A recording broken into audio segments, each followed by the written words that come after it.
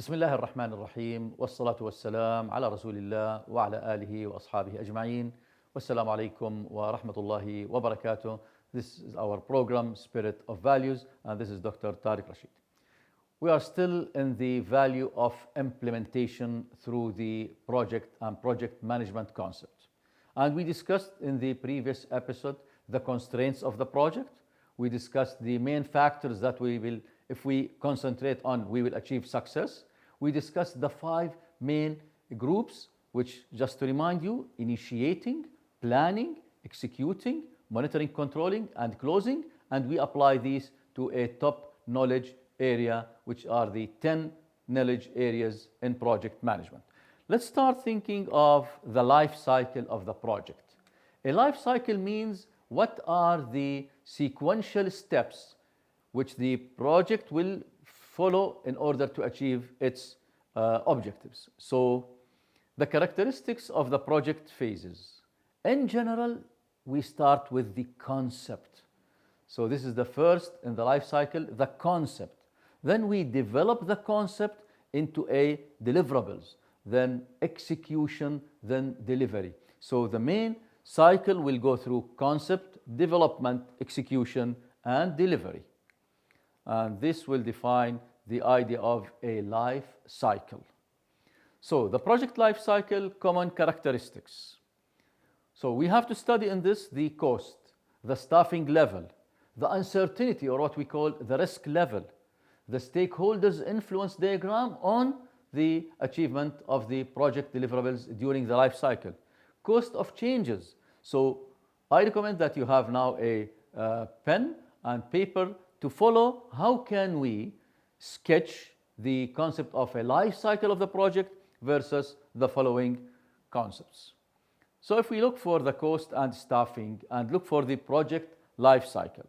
So we start with project charter, project management plan, then we execute, then we accept the results, then we achieve our project documents and keep it and we archive it. So if we look for the time versus the cost and staffing level, it's usually a bell-mouth curve, which means the highest cost will be in the implementation. In carrying out the work is the very highest level of cost in the life cycle. However, the first beginning, we don't have lots of cost or staffing. But the main concepts that we rely on is in the implementation again. And we are in the value of implementation. Highest cost, highest use of resources, of staffing. And once we close the project, usually we don't need much staff and lower costs are always there. So this is, remember, the cost and staffing versus the life cycle, which present the time of the project.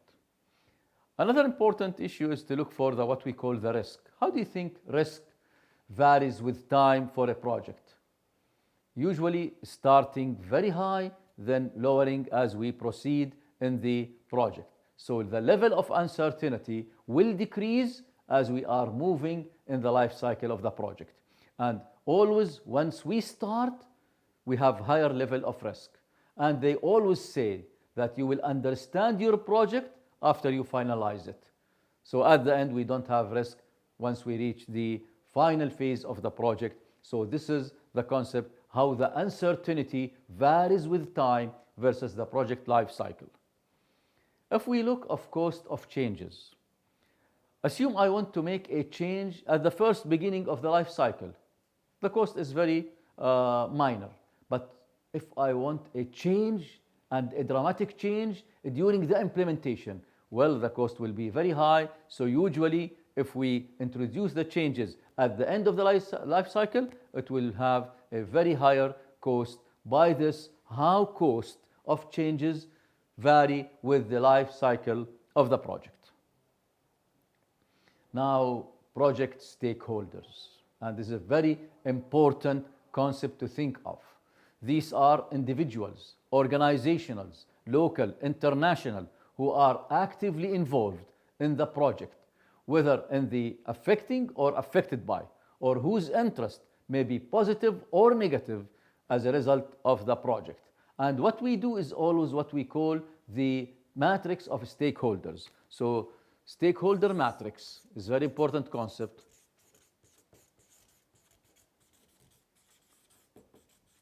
In this matrix, we study what we call the power level of the stakeholder, the power level, and the interest of the stakeholder in the project deliverables. I'll use a concept of 2 by 2, which means I will divide the power into just low and high. And here is the medium, which we will not concentrate in a 2 by 2 matrix. Also, the entrance could be low or high, and this is the M level. If we draw a matrix,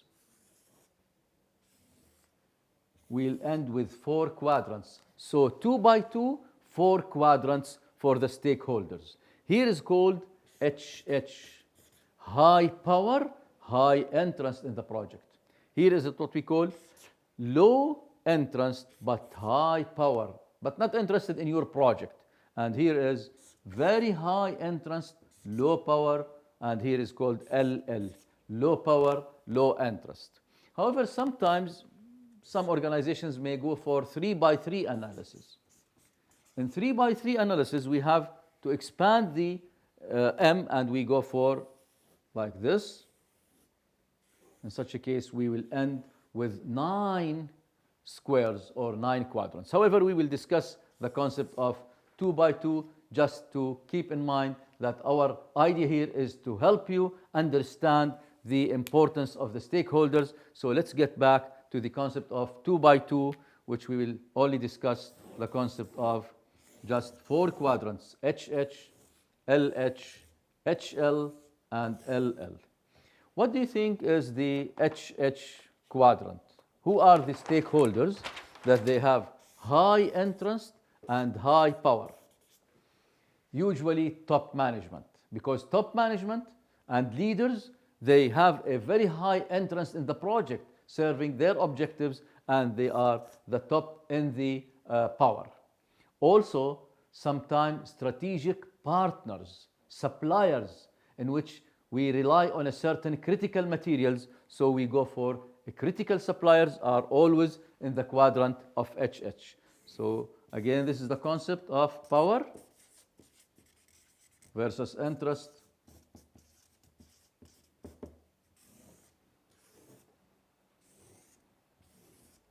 low, medium, high, low, medium, high. So HH quadrant. What about organizations here? They have low interest but very high power. Well, government. Government is always high power. You need the authorities, you need the ministries to go for with your project. So usually here we have to make what we call strategic alliances to serve the needs of this stakeholder, and those will help us to achieve our objectives. Who do you think are in this quadrant? Very high interest in the project, but they have no power. Well, employees. Employees working in the project, they don't have power, but they have interest because their salaries will come from this project. Also, the customers, they don't have power. If we have a very powerful customer, it's here. It's called VIP customer. So that we put them in the HH quadrant. What about LL? Low interest, low power. Ordinary citizens that they don't care for such a project. Now, as a project manager, what to do with the stakeholders? For the HH, you have to cooperate with them. You have to report it to them. You have to take their considerations and their points of view into action and into consideration. What about those stakeholders? Make strategic alliances. Try to convince them to share with you. What about your employees in the project? Motivate them, influence them, coach them to keep them interested, but you cannot increase their power. What about LL? If I want to invest in their interest, it's costly. So usually they say this, just say high and buy. No need to consider in your analysis the LL, you are wasting your time. So this is what we call project stakeholders. And this will show the whole umbrella and big project, big umbrella for the project stakeholders. Could be unions, could be advisors, could be the business, could be the standard organizations, could be the customers, could be competitors, could be the employees, could be the government, program managers, political groups. All of these we have to think as what we call project stakeholders. Try to satisfy based on the analysis of power and interest.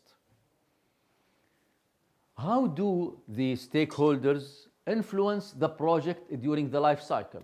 Remember, the life cycle starts with initiating, planning, execution, monitoring, controlling, and closing. We discussed the concept of cost. How does it change with the life cycle? What about the influence of stakeholders diagram in the life cycle of the project? Usually, their influence will be higher at the starting of the project.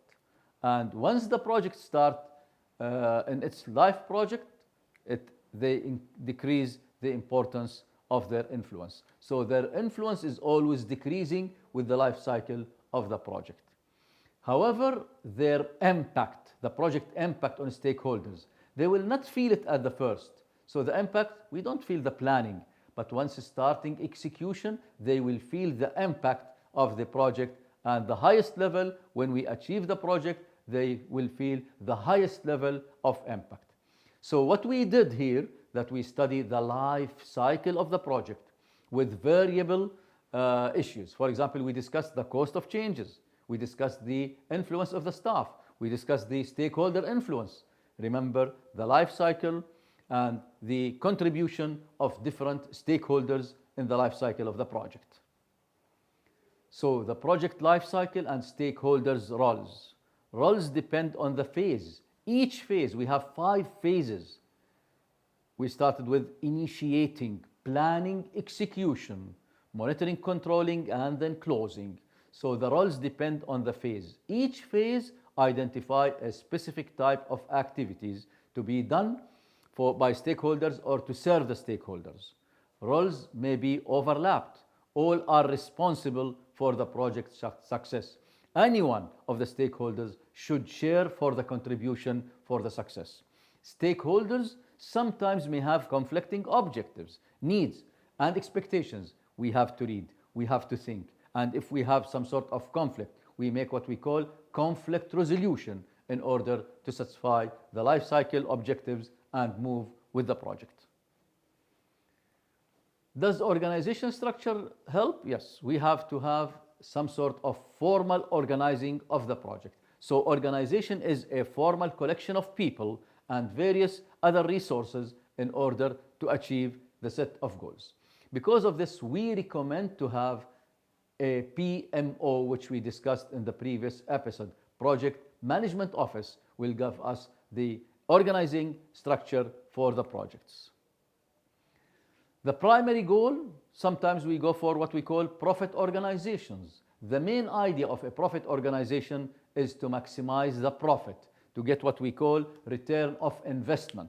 But there are projects are just for NGOs or non-profit organizations. They just include social groups, religious groups, universities. They just go for the projects that will help the society to move. So the organizational culture and style will affect the development of the project as well as the delivery of the results in the project. What is a culture? It's the heart of our program. Culture is the set of values that we are sharing in this organization, in this society, in this family. So culture is a system of shared values, defining what is important, what are the priorities, what are the norms, what are the attitudes from which we go and proceed. Positive culture is a power. And this is our program, Spirit of Values, to be always there when we think of a project, serving the society, serving a family, serving a country. So organizational culture through the values will support the project deliverables during the different life cycle of the project. So PMO is one of the most important units. So in Projectize a strong matrix, which means that the organization structure is based on the PMO. Project Management Office is a very important unit to be there.